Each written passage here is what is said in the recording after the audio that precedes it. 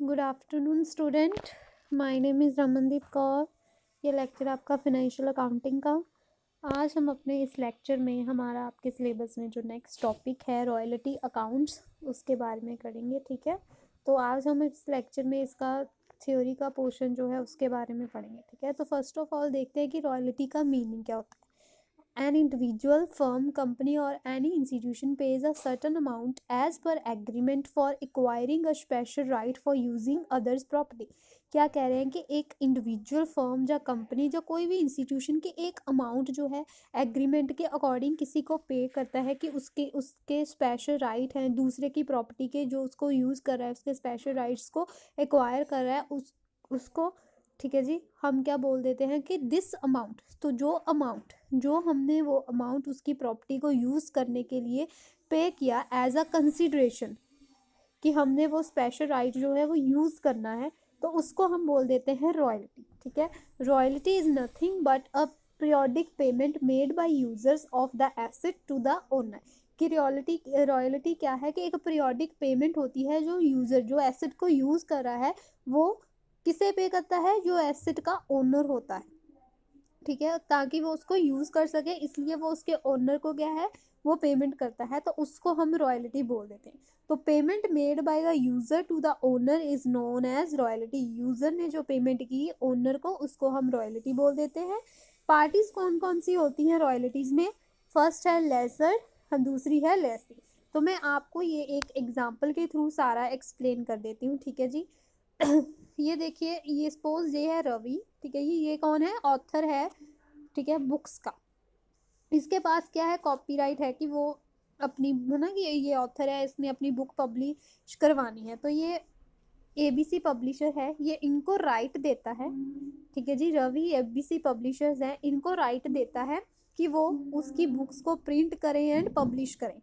But ये रवि जो है उसको फ्री में तो ये चीज़ देगा नहीं, है ना। फ्री में थोड़े कह देगा कि तुम मेरी बुक पब्लिश कर दो। उसके पास कॉपीराइट है कि कोई भी उसकी चीज़ जो है उसकी परमिशन के बिना यूज़ नहीं कर सकता। ठीक है, तो रवि ने अब उसको कहा कि तुम राइट दे दिया कि तुम मेरी, है ना, प्रिंट करो पब्लिश करो बुक, तो फ्री में तो वो करवाएगा नहीं, तो उसके बदले में एबीसी पब्लिशर को रवि को भी कुछ देना पड़ेगा। तो जो वो चीज़ देगा वो एक पीरियोडिक सम होगा। ठीक है जी, पीरियोडिकली ईयरली, है ना, उसको एक पेमेंट करेगा जिसको हम बोलेंगे रॉयल्टी।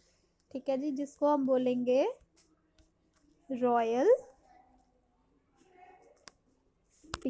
उस चीज़ को हम बोलेंगे रॉयल्टी। कि जो इसने, रवि ने इसको दिया राइट, एबीसी पब्लिशर ने बदले में इसको दिए एक पीरियोडिक सम, जो हो गया हमारा रॉयल्टी। राइट, अब ये देखिए, जो रवि है वो क्या है? ओनर है गुड्स। ठीक है जी, बुक्स का ओनर है, ऑथर जो है वो ओनर है। तो ये जो एबीसी पब्लिशर है इसको इसने राइट दिया है कि वो यूज़ कर सकता है, इसलिए ये क्या है? यूज़र है। तो जो यूज़र होता है उसको हम लेसी बोलते हैं। ठीक है जी, और जो ओनर होता है उसको हम लेसर बोलते हैं। ठीक है जी, इतना समझ आ गया होगा। ठीक है, कि जो यूज़र होता है उसको हम बोलना है लेसी, और जो ओनर होता है जो रवि है वो होता है लेसर। ठीक है, तो जो ये पीरियोडिक पेमेंट करेगा वो होगी रॉयल्टी। ठीक है जी। नेक्स्ट है terms used in royalty accounts. कि कौन कौन सी टर्म्स हैं जो हम रॉयल्टी अकाउंट में यूज़ करते हैं। ठीक है जी, minimum rent, short working and recoupment of short working. ये 3 टर्म्स है जो हम रॉयल्टी अकाउंट्स में यूज़ करते हैं। ठीक है, तो फर्स्ट है मिनिमम रेंट। ठीक, कि क्या होता है कि कई, है ना, एक जो है रवि, ठीक है, वो रवि जो है एबीसी पब्लिशर्स को कहता है कि अगर आप, है ना, मेरे को रॉयल्टी कैसे पे करोगे।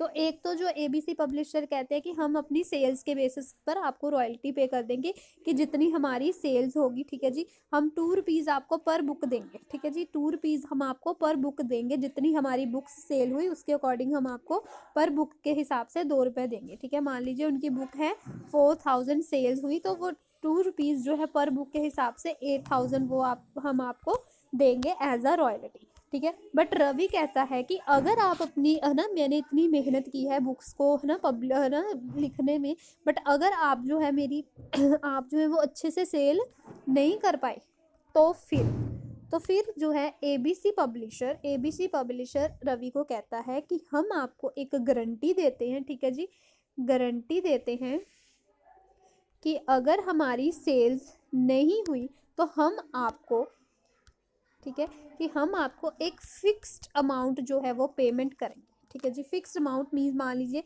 3000 रुपीज़ जो है वो हम आपको फिक्स्ड अमाउंट जो है पे करेंगे अगर हम फेल हो गए आपकी बुक्स को सेल्स करने में, ठीक है। तो जो ये फिक्स्ड अमाउंट है, जो ये 3000 का फिक्स्ड अमाउंट है, उसको हम बोलते हैं मिनिमम रेंट। वो क्या है हमारा मिनिमम रेंट, ठीक है। अब ठीक है, ये चीज़ हमारी मिनिमम रेंट आपको क्लियर हो गया। अब हम देखते हैं शॉर्ट वर्किंग क्या होता है, ठीक। शॉर्ट वर्किंग, ठीक है, मान लीजिए 2018 में उनकी सेल्स थी 4000, ठीक है जी। तो एक्चुअल रॉयल्टी 4000 इंटू 2 सेल्स के बेसिस पर वो 8000 उनको देंगे। तो मिनिमम जो रॉयल्टी है वो हमारी 3000 है।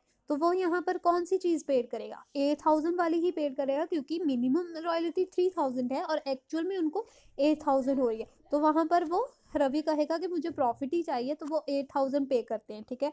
मान लीजिए नेक्स्ट ईयर 2019 में उनकी रॉयल्टी उनकी सेल्स जो है वो 1000 होगी। तो 1000 के हिसाब से पर बुक के 2 रुपीज़ है, तो वो हमारे 2000 है, ठीक है, 2000 है।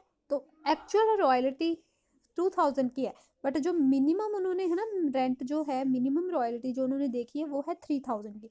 तो मिनिमम रॉयल्टी ज़्यादा है एक्चुअल रॉयल्टी से। तो रवि कहता है कि मैं लॉस क्यों करूं। तो जो ये लॉस होगा, ये बियर कौन करेगा, एबीसी लिमिटेड, ठीक है जी। एबीसी पब्लिशर जो है इस लॉस को बियर करेंगे।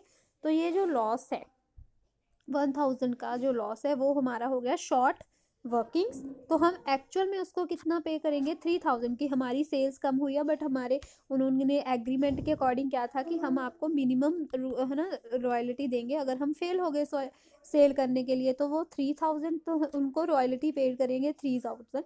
तो जो शॉर्ट वर्किंग जो लॉस हुआ है एबीसी पब्लिशर्स को, वो 1000 का जो लॉस है उसको हम बोलेंगे शॉर्ट वर्किंग, ठीक है जी। SW मैंने लिखा है शॉर्ट वर्किंग, ठीक है।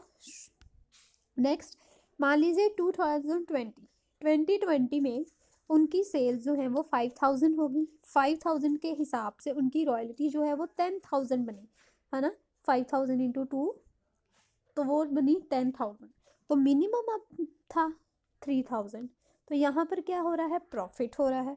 बट इससे यहाँ क्या होगा कि जो उनको पिछले ईयर 2019 में जो उनको लॉस हुआ था, अब वो इस 1000 का लॉस हुआ था, अब वो इस रॉयल्टी इस न्यू सरप्लस, ये सरप्लस अमाउंट है हमारा, तो इस सरप्लस से वो अपना 1000 जो है वो रिकवर करेंगे। और पेड जो रवि है उसको पेड कितना करेंगे, सिर्फ उसको पेड हम करेंगे 9000। तो एबीसी पब्लिश सिर्फ उसको 9000 पे करेगा और उनकी एक्चुअल रॉयल्टी जो है वो बन गई 1000 जो है वो उन्होंने रिकवर्ड कर लिया, ठीक है। सॉरी, एक्चुअल रॉयल्टी नहीं, जो वो 1000 का उनको लॉस था पिछले साल, वो अब इस ईयर में उसको रिकवर कर लेंगे, ठीक है। तो इस ईयर में उस 1000 को उन्होंने रिकवर कर लिया। तो इसको हम रिक्यूपमेंट ऑफ शॉर्ट वर्किंग बोलते हैं, ठीक है। तो होप क्लास आपको ये रॉयल्टी का जो कंसेप्ट है ये समझ आ गया होगा। आप इसको ध्यान से क्लियर कर लेना। कल से हम इसका प्रैक्टिकल क्वेश्चन स्टार्ट करेंगे, इसलिए जो भी इसमें टर्म यूज़ की जाती हैं, जो भी इसका कंसेप्ट है उसको अच्छे तरह से समझ लेना। अगर आपको कोई प्रॉब्लम आएगी तो आपने मेरे से पूछ लेना है। Thank you class.